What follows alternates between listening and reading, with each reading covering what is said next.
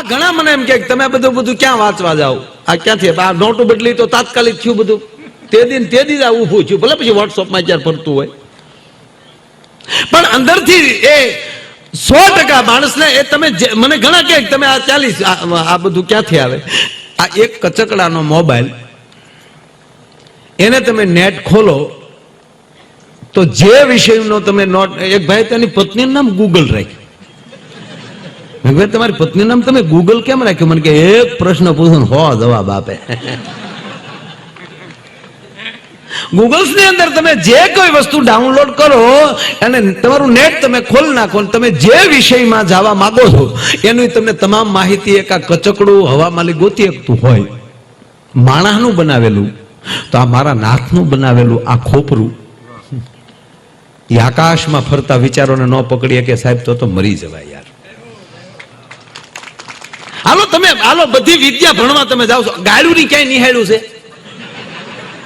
તો અમુક એવા વિષયના માણસો નથી આવડે ગોતતા, નવ્યું ડોહ્યું ક્યાંથી આવી? હું એ પૂછવા માંગુ છું પ્લીઝ.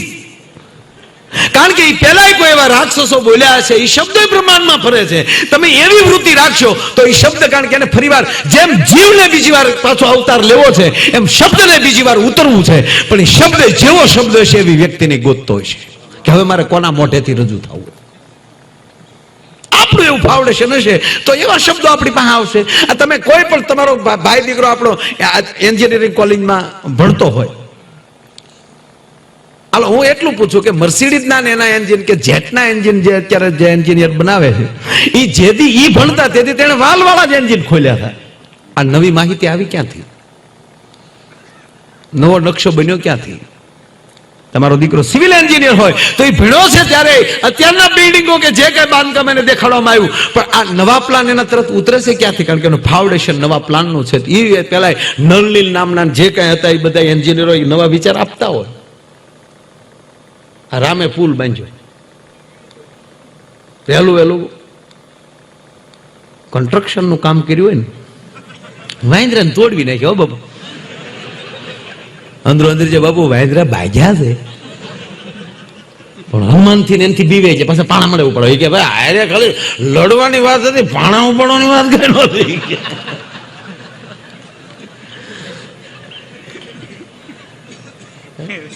તોડવી નાખ્યા.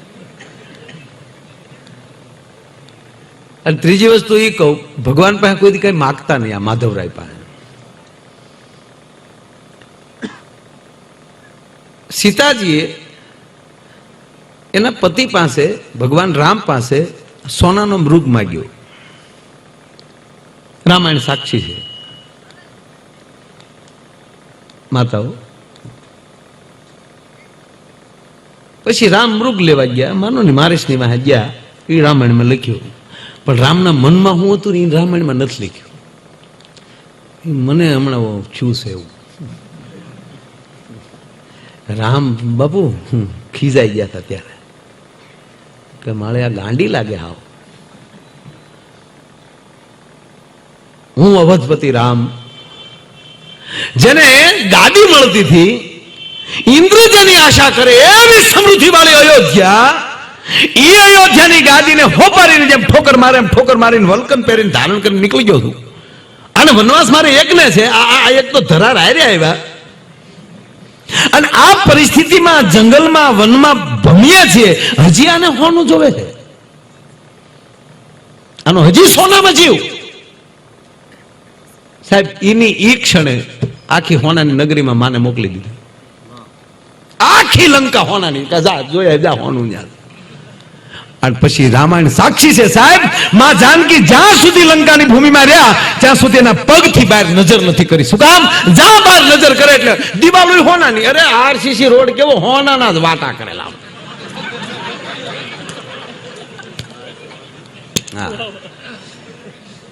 એમાં મોદી નવું લાવ્યા, આદમીને તોલા કુંવારી ક્યાઓ ને 25 પરણેલ્યું ને 7 તોલા. કેવું છે કા?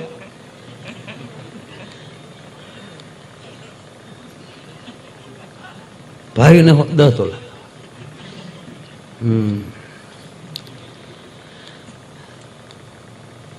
આખી લંકા હોના નહીં. અને જામાં જાનકી આમ નજર કરે, સોનું ભાળે, આગ આગ લાગે અહીંયામાં. હાય હાય, આ હોનાએ મને મારા ભગવાન રામથી વિયોગ કરાવ્યો છે.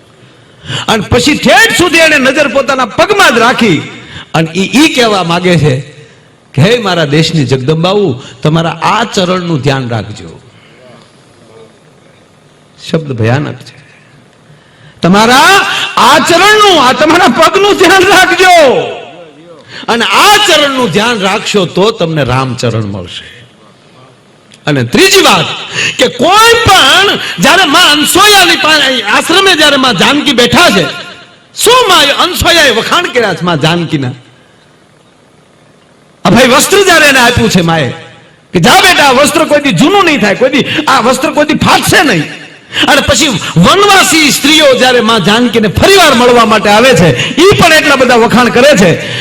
અને ત્યારે માં જાનકી પછી એકલા જયારે માં અનસોયા પાસે બેઠા ત્યારે માં જાનકી પૂછે છે, આંખમાં આહું છે ત્યારે ખૂબ વખાણ સાંભળ્યા પછી, કે હે માં અનસોયા, હે માં, હું એટલી રૂપાળી ક્યાં સુધી રહીશ? રામાયણ સાક્ષી છે સાહેબ. માને પ્રશ્ન કરે છે અનસોયાને કે હે માં જાનકી પૂછે છે કે હું એટલી બધી રૂપાળી ક્યાં સુધી રહીશ? અને ત્યારે માં જાનકી ની માથે હાથ મૂકીને અનસોયા બોલ્યા હતા, જ્યાં સુધી તારો પતિ તને પ્રેમ કરે ત્યાં સુધી. અને આપણે જોઈ છે જવાન જોત કોઈ દીકરી 35 વર્ષની જ હોય હજી, અને મારા નાથે કંઈક એવા કેર કર્યો હોય એની માથે એવું લાગે. અને જ્યારે દીકરી વિધવા બને છે અને ઈ પરિવારમાં આપણે જોઈ છે સાહેબ, એને 1 વર્ષમાં એ દીકરીને ગઠપણ આવી જાય. મારા દેશની જગદંબાનો શિંગાર હોય તો ભલે દારૂડિયો તો દારૂડિયો, પણ એનો પતિ છે. હે, અને એ શ્રદ્ધા રાખીને જીવનારી આ દેશની માં, એને આ દેશનો પુરુષ શું આપે ભેટમાં? ગાળું. હા, અમુક તો દિયેશ ને ડોલ કાઢી, તારે 50 રૂપિયા દેવાના છે કે નથી દેવાના? ઓલી દાઢી કરીને આવ્યું, મેં જોયું છે ગામડામાં, દાઢી કરીને આવી પગે લાગે વેવા જોઈએ ને, એટલે છોકરાનું દૂધ હાટું પીડ્યા છે. અને સાહેબ, અભણ બાયું ગામડા હજી ભણતર નથી, અને છતાં એમાં સંસ્કાર કેટલા છે તમે સાંભળી લેજો. કે ચોટલો પકડીને ઢહડીની માણસ દારૂડિયો નીકળતો હોય એની ઘરવાળીને, અને કદાચ કોઈ ગામડો માણસ આવી અને એના પતિને કદાચ એમ કે હે મૂરખ મૂકી દે, અને કોઈ ઠપાટનો કદાચ ઘા કરી લે, તો આ દેશની જગદંબા આડી આવે કે ઈ મારે તો મારો ધણી છે, તમે મારો ધણીને મારી હાજરીમાં ન મારતા. આવું ન બન્યું હોય તો મને કયો ગામડામાં. એ પરિસ્થિતિમાં બહાર આવવું પડશે. દેવાજ પંડિત જેવાને શંકા પડે ને અવળું સુસ્તું હોય, પણ એરણ ગઈ પાતાળમાં. એરણ કઈ? એ અહંકારની જે એની એરણ હતી, કઈક એની ઉપર એમ કહેવાય વિચારોના ઘાટ ઘડતો થઈ માણસ. અને એની ઉપર જયારે સદગુરુ એમ કહેવાય ઘણ મારે ને, ત્યારે શંકા રૂપી અને ખોટા ઘાટ ઘડનારી અહંકારની એરણ જ્યાં સુધી પાતાળમાં ન જાય ત્યાં સુધી તમારા રથના પૈડા હરખ્યા ન હાલે. માટે અહંકાર ભાંગવો પડે. એ વાત 100%ની છે. અને એકબીજા સામે આ વસ્તુનો નિવાડો લાવી દે તો આ દેશમાં કોઈ દુખી છે જ નહીં. દુઃખ વાર્તાઓ વાતું ખોટી. બોલો આમ કહેતો હતો, ઘણા ને બાયુમાં એવી ટેવ હોય, પછી હાવ કઈ એવું નથી. ફલાણાની બાય કઈ મીરી નથી ગઈ, તો પાણી હેડે ઉભી ન્યાથી હાથમાં બકાલાની થેલિયું થીજી જાય, તો હું છું કોશે મારી નાખી. કોશુના ગાડો બાયું ખમીએ કે રાતે હું જાગી, કોશ્યુના ઘા હાંભળ્યા, કોશ્યુના. આનું પરિણામ ક્યાં આવે? પાણે ઘોડી હોય ને, છોકરો ભણવા જતો હોય ત્યારે એક ખંભામાં દફતર હોય, બીજો ખંભો કરતો હોય પમદી રજા. આપણે કે બેન તમારા બાબલો આમ કેમ કરતા? તો યો પાતા બોલ્યો નહીં, તે હારી વાતું નથી કરી. ભલા માણા, તારી વાતની અસર થાય છે.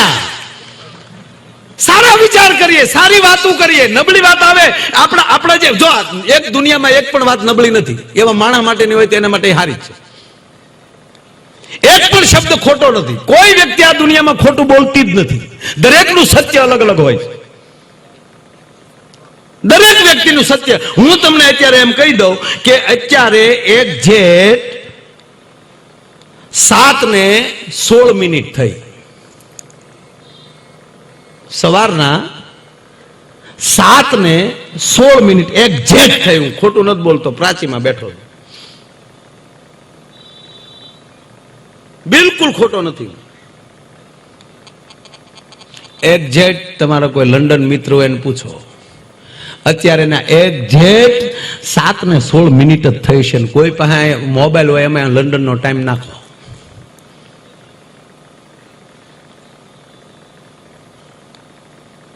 દુનિયામાં એટલે કહેવા માંગુ કે ગીતામાં ભગવાન કૃષ્ણ જ્યારે અર્જુનને કહે છે કે એ તારું સત્ય છે, આ મારું સત્ય છે, પણ પરમ સત્ય અને સત્યમાં બેમાં ફેર એટલો છે કે સત્ય દરેકનો અલગ અલગ હોય છે, એટલે કોઈ દી કોઈને ખોટો ન પાડવો, પણ પરમ સત્ય બધાયનું સત્ય હોય છે. દાખલા તરીકે હું એમ કહું કે દૂધપાક ખાવો જ જોવે, એ મારું એકનું સત્ય થયું. ડાયાબિટીસ વાળો ગાળ્યું દે. જોકે હવે તો અત્યારના જમણવારે એવા થઈ ગયા, કોકના લગ્નમાં જાય તે ભાઈ ડાયાબિટીસ હોય એ 4 ઢેફલા ખાઈ જાય, કારણ કે પીરવા વાળું દેવ્યું હોય. અંકલ આપું, લાય ગગી લાય, મરી જાય ગગીનો દીકરો, ગોઠો વળી જાય.